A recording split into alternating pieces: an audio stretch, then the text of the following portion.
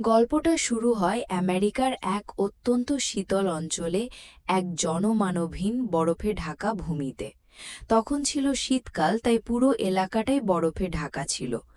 একটি অল্প বয়সী মেয়ে টলটলে দৌড়াচ্ছিল, তার দম ফুরিয়ে আসছিল, চোখ দুটো ভয়ে ভরা। এক মুহূর্তের জন্য সে থেমে যাওয়ার কথা ভাবল, কিন্তু তারপর নিজেকে দৌড় চালিয়ে যেতে বাধ্য করল। পরের দিন আমরা হক আই অর্থাৎ কোরি ল্যাম্বার্টকে দেখতে পাই। সে একজন শিকারী যে একদল নিকড়ে দেখতে পায়। এক জোরালো গুলিতে সে নিকড়েগুলোর মধ্যে একটিকে মেরে ফেলে, যার ফলে বাকিগুলো সঙ্গে সঙ্গে পালিয়ে যায়।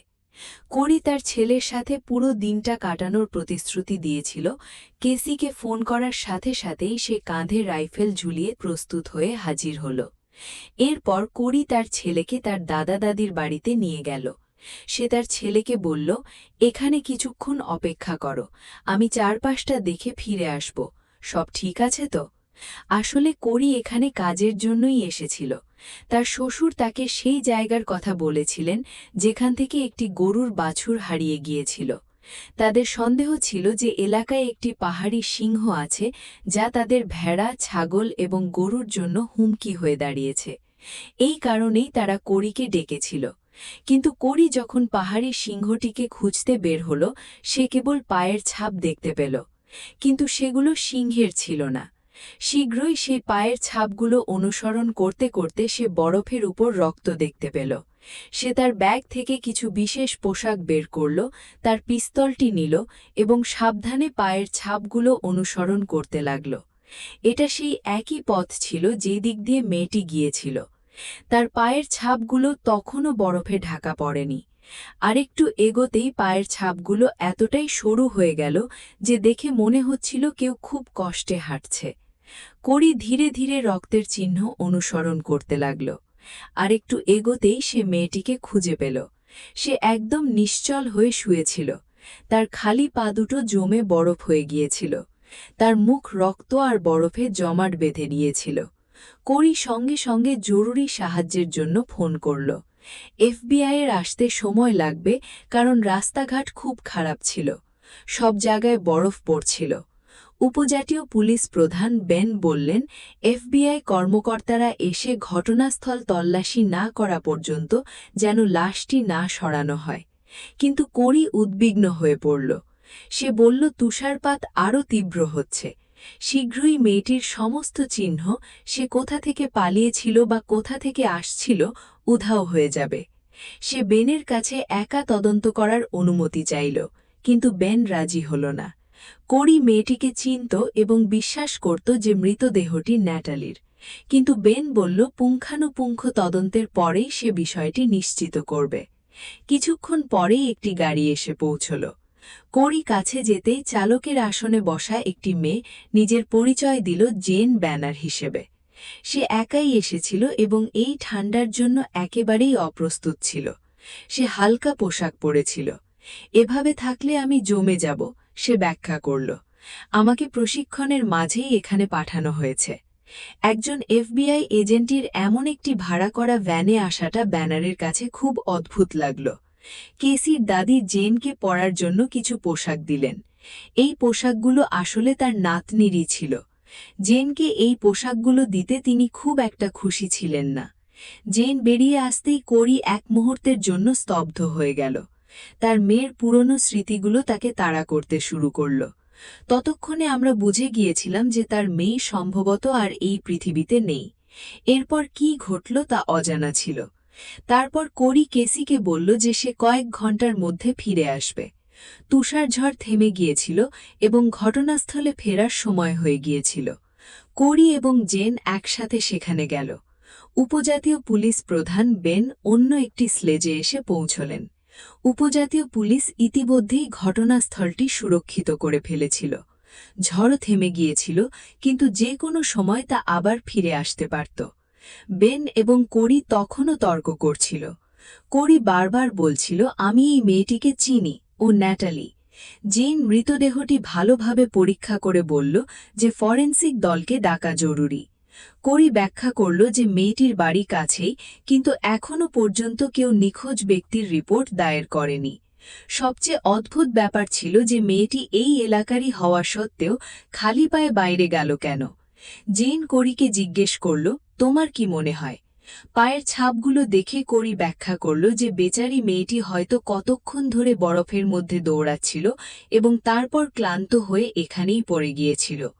ফুসফুসে দম বন্ধ করা বাতাসের কারণে সৃষ্ট পালমোনারি হেমোরেজে তার মৃত্যু হয়েছে। জেন কোরিকে জিজ্ঞেস করল, তুমি কি তদন্তে সাহায্য করবে?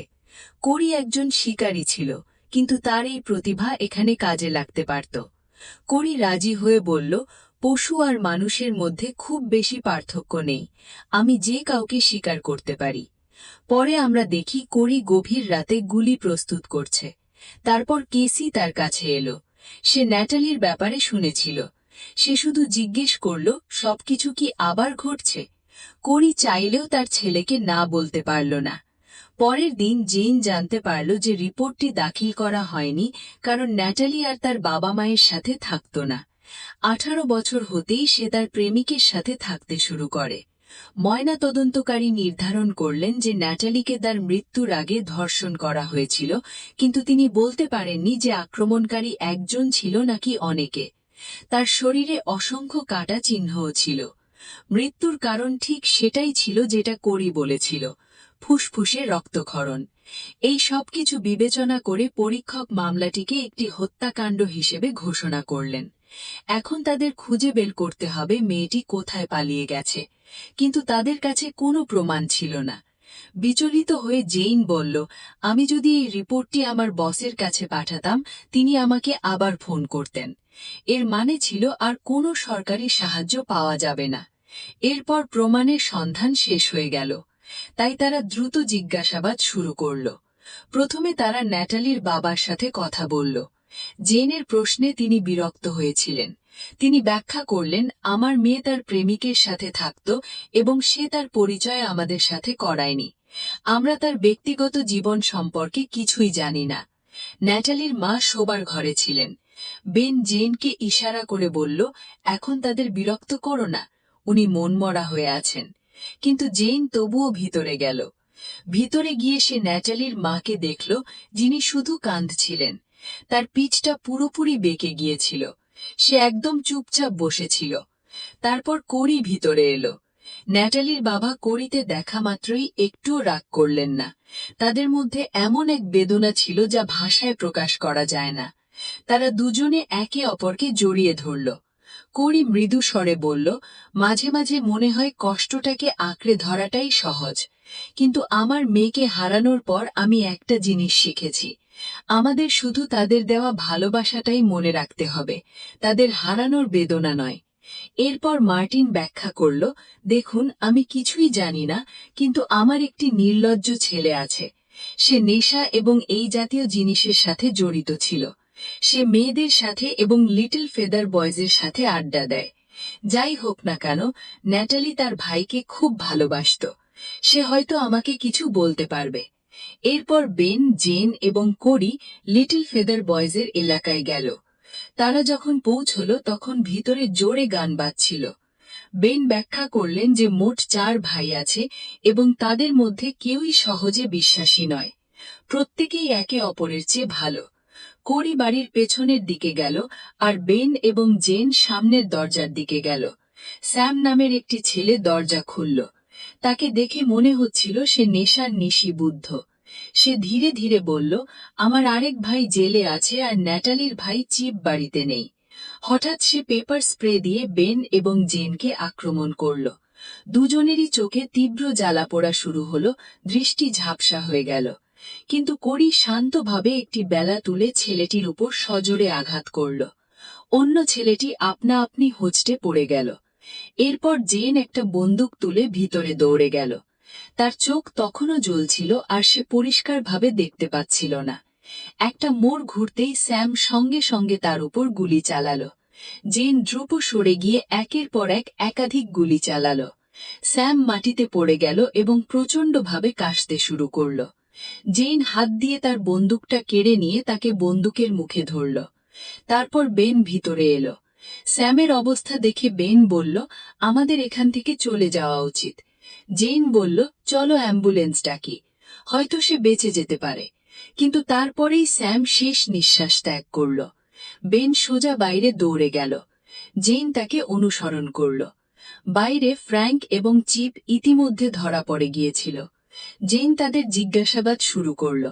কিন্তু চিপ যেই মাত্র জানতে পারল তার বোন মারা গেছে, সে পুরোপুরি ভেঙে পড়ল। তারপর একটি গুরুত্বপূর্ণ বিষয় সামনে এলো। সে জানত ন্যাটালির বয়ফ্রেন্ডকে। জেন প্রস্তাব দিল যে চিপ তাদের তার কাছে নিয়ে যেতে পারে। কিন্তু কোরি রাজি হল না। সে বরফের উপর গাড়ির চাকার দাগ দেখতে পেল। দূরবীন দিয়ে সে সাবধানে সেগুলো পরীক্ষা করল। এই পায়ের ছাপগুলো ঠিক সেই পাহাড়ের দিকে যাচ্ছিল যেখানে ন্যাটালিকে পাওয়া গিয়েছিল।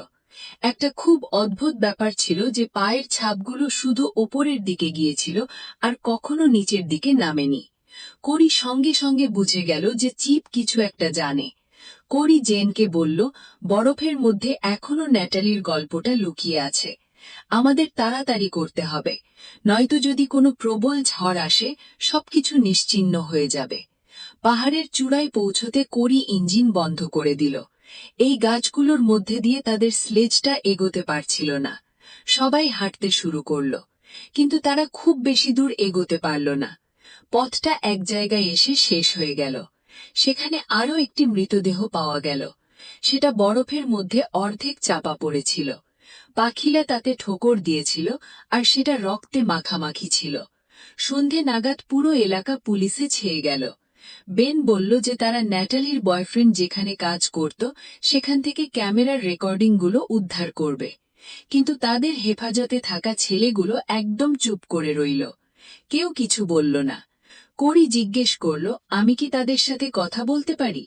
বেন ব্যাখ্যা করলেন যে ওরা তার কাছে স্বীকার করলেও সেটা আদালতে স্বীকারোক্তি হিসেবে ব্যবহার করা যাবে না।